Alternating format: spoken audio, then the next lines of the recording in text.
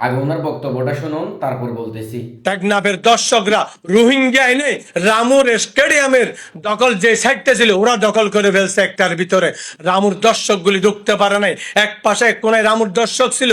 এইরকম আমার ফুটবল ইতিহাসে এইরকম ইতিহাস আমি দেখি নাই। আমি ধন্যবাদ জানাই ডিসি সাহেব, প্রশাসককে। আজকে আমার 52 বছর বয়সে এরকম দর্শক। গত শুক্রবারের খেলায় প্রায় যেখানে 7,000 দর্শক থাকার কথা, সেখানে প্রায় 25,000-এর অধিক খেলাপ্রেমিক দর্শক উপস্থিত হয়েছিল। তো উনি সেই দর্শককে দর্শক বলে ব্যাখ্যা দিয়েছে।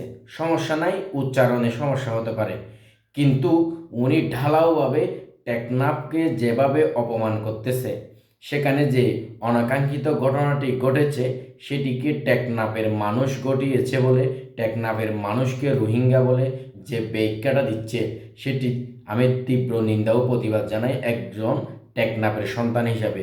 টেকনাফ উপজেলা কক্সবাজার জেলার টেকনাফ যেভাবে খারাপের জন্য বিখ্যাত, তার চেয়ে টেকনাফের অনেক ভালো ভালো দিক রয়েছে।